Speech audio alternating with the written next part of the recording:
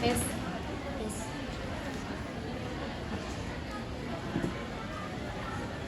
Tes. Tes. Tes.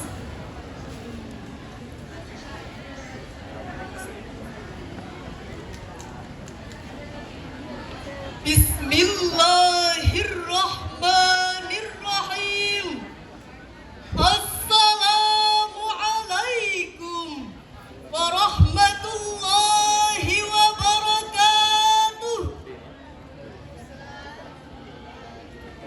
Alhamdulillahilladzi ja'alal fata quwwatan syadidah.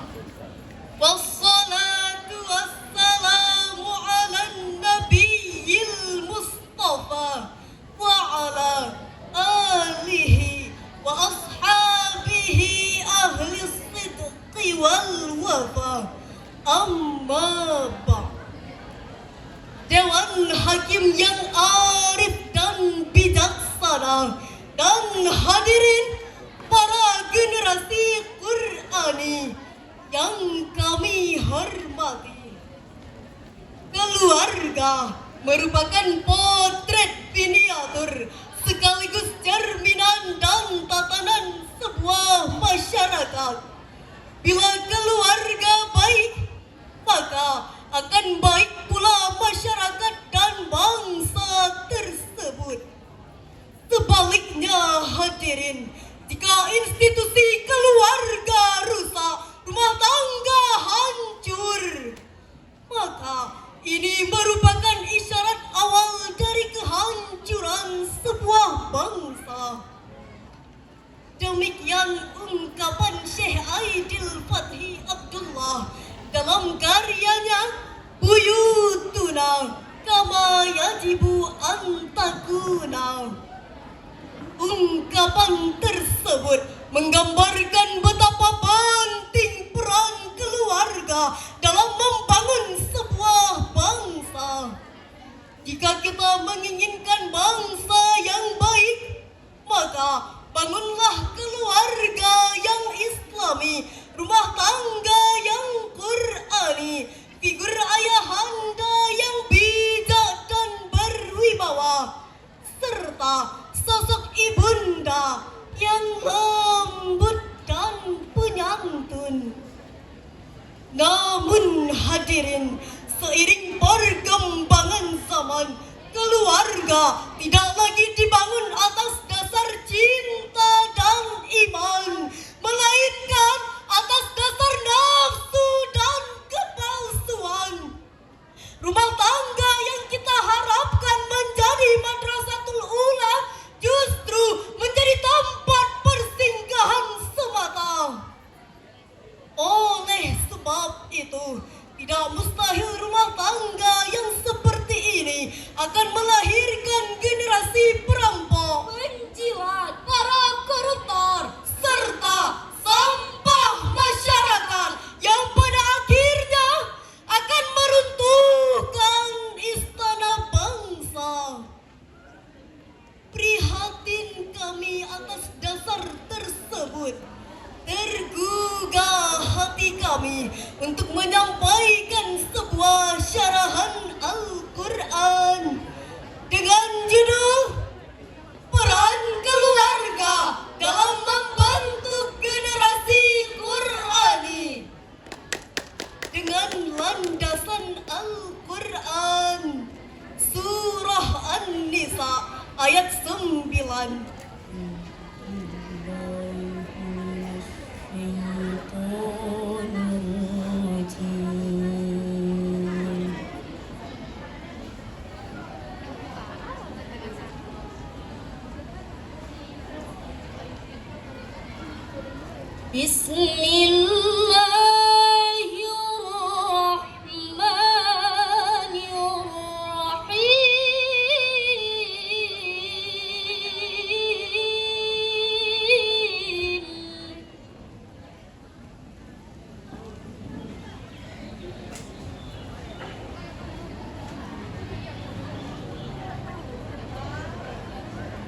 وليخشى الذين لو تركوا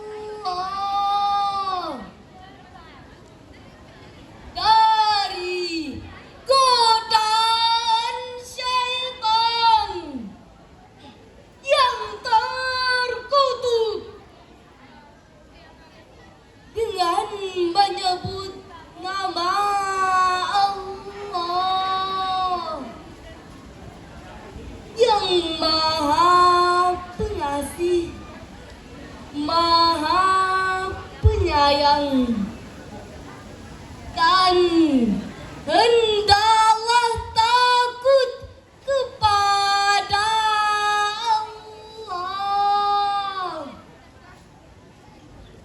Orang-orang yang sekiranya mereka meninggalkan keturunan yang lemah di belakang mereka, yang mereka khawatir terhadap kesejahteraannya. Oleh sebab itu, hendaklah mereka bertakwa kepada Allah, dan hendaklah mereka berbicara dengan tutur kata yang benar. Hadirin para pemuda harapan bangsa, para pemudi harapan Pertiwi, menurut Imam At-Tabari dalam tafsir Jami'ul Bayan, Fakhruddin Ar-Razi dalam tafsir Al-Kabir, serta mayoritas pakar tafsir lainnya mengatakan bahwa ayat tadi hanya ditunjukkan kepada orang tua yang sudah lanjut usia, sakit-sakitan, serta memiliki tanda-tanda kematian. Namun, menurut Muhammad Sayyid Tantawi dalam tafsir Al-Wasit, beliau menjelaskan bahwa ayat tadi merupakan peringatan kepada semua orang untuk khawatir, takut, dan cemas meninggalkan generasi yang lemah. Lebih lanjutnya, hadirin, pakar tafsir Indonesia berdarah Arab Muhammad Quraisy Shihab mengatakan bahwa ti'afa bermakna lemah harta. Namun hadirin, jika kita kaji lebih mendalam, bukankah karena lemah ekonomi, lemah harta, anak-anak, remaja, dan generasi muda tidak berpendidikan? Akhirnya lahirlah kebodohan, keterbelakangan, buta huruf, tidak paham agama, dan yang lebih tragis hadirin, anak-anak tidak mengenal Al-Quran. Menurut data statistik tahun 2014, Indonesia yang mayoritas penduduknya Muslim dan fanatik dengan keislamannya, namun 75% generasinya tidak mampu membaca Al-Quran. Fakta yang cukup memalukan, mengkhawatirkan, bahkan mencemaskan kita. Hadirin, disadari atau tidak, ini merupakan rencana awal Barat dalam menjajah dunia Islam. Perdana Menteri Victoria pernah berpidato di hadapan parlemennya. Jika kita ingin mengalahkan sebuah negara yang mayoritas penduduknya Muslim, maka hal utama yang harus dilakukan adalah menjauhkan mereka dari Al-Quran, supaya mereka buta terhadap kandungannya. Sebab hanya dengan itu kita akan berhasil mengalahkan mereka. Selama mereka berpegang teguh pada Al-Quran, maka selama itu pula kita tak akan mampu mengalahkan mereka. Oleh karena itu, keluarga sebagai madrasah utama umat Islam berkewajiban mendidik, mengarahkan, dan mengajarkan anak-anaknya Al-Quran. Sebagaimana yang dikatakan dalam ungkapan Arab, Al-Baitu Madrasatul Ula, Rumah merupakan sekolah utama. Jika dipersiapkan dengan baik, maka akan melahirkan remaja sebagai generasi yang kuat. Lantas hadirin, bagaimana menciptakan generasi Qur'ani? Surah At-Tahrim ayat 6 sebagai jawabannya. يا أيها الذين آمنوا قوا أنفسكم وأهليكم نارا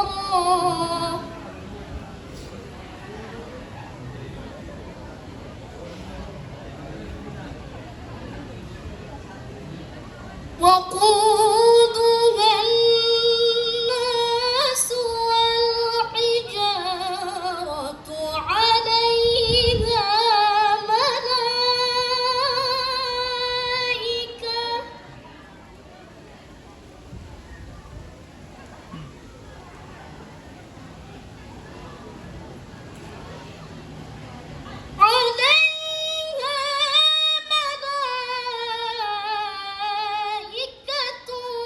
غلاظ شداد لا يعصون الله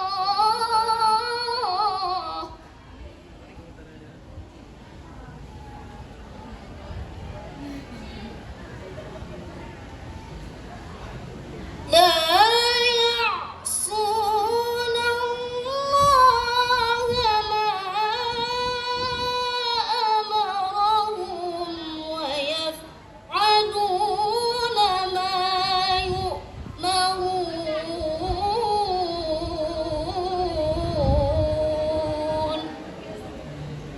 صدق الله العظيم. Wahai orang-orang yang beriman, peliharalah dirimu dan keluargamu dari api neraka yang bahan bakarnya adalah manusia dan batu. Penjaganya malaikat-malaikat yang kasar dan keras, yang tidak durhaka kepada Allah terhadap apa yang Dia perintahkan kepada mereka, dan selalu mengerjakan apa yang diperintahkan. Maha benar Allah yang Maha Agung atas segala firman-Nya. Hadirin para calon penghuni surga, ketika ayat ini turun, Umar bin Khattab bertanya kepada baginda Rasulullah sallallahu alaihi wasallam, "Ya Rasulullah, kami telah menjaga diri kami, tapi bagaimana kami menjaga keluarga kami?" Lantas Rasulullah menjawab, "Engkau cegah mereka dari larangan Allah dan menyuruh keluargamu kepada perintah Sang Rabbul Alamin." Lebih lanjutnya hadirin, Imam Ali As-Sabuni dalam Safwatut Tafasir menjelaskan bahwa jagalah dirimu, peliharalah istrimu dan anak-anakmu dari siksaan neraka yang pedih dengan cara memerintahkan mereka meninggalkan maksiat, mengerjakan ketaatan, serta mendidik dan menanamkan Al-Quran dalam jiwanya. Dengan demikian, Ayat tadi merupakan landasan filosofis bagi orang tua dalam menjaga, membimbing, dan mengarahkan anak-anaknya. Sebab itu, Dr. Asli Al-Muntaqa dalam kitabnya Kaifa Nusa'idul Abna ala Qiyamihimul Khuluqiyah mengatakan bahwa anak-anak memang butuh materi. Anak-anak juga memerlukan tarbiyah jasmaniah. Namun mereka jauh lebih memerlukan tarbiyah Islamiyah, Rabbaniyah, dan Qur'aniyah. Sejarah telah membuktikan, bukankah orang seperti Alfredo Timothy, seorang mafia kelas kakap dunia, dan Sandline Boy, seorang La Cosa Nostra Amerika, Kazuo Nomigaki, seorang Yakuza Jepang, serta Lee Tiger Lee, seorang preman Hong Kong. Mereka telah menciptakan keonaran dunia, membajak pesawat, menjadi gambang narkoba, memperjualbelikan wanita. Ternyata hadirin, mereka adalah sosok anak muda yang terlahir dari rahim para ibunda yang tidak betah di rumah, hidup dalam kemegahan, bergelimang harta, namun tak pernah tersentuh kasih sayang orang tua. Sebaliknya hadirin, Muhammad bin Idris atau Imam Syafi'i tumbuh dari keluarga yang sederhana, dibesarkan dalam kondisi yang pas-pasan. Namun dengan kasih sayang dan tarbiyah Qur'aniyah mengantarkan beliau sebagai seorang tokoh dan ulama besar dalam peradaban Islam. Hadirin yang kami muliakan, dari syarahan tadi dapat disimpulkan bahwa keluarga merupakan benteng utama umat Islam. Jika kita mendambakan masyarakat yang taat, umat yang hebat, bangsa yang kuat, maka mari ciptakan keluarga-keluarga yang sakinah, yang menjadikan Al-Quran sebagai pedoman, manhaj, dan jalan kehidupan. Demikian syarahan yang dapat kami sampaikan. Terima kasih atas segala perhatian dan mohon maaf atas segala kekurangan. Billahi taufiq wal hidayah. Wassalamu alaikum warahmatullahi wabarakatuh.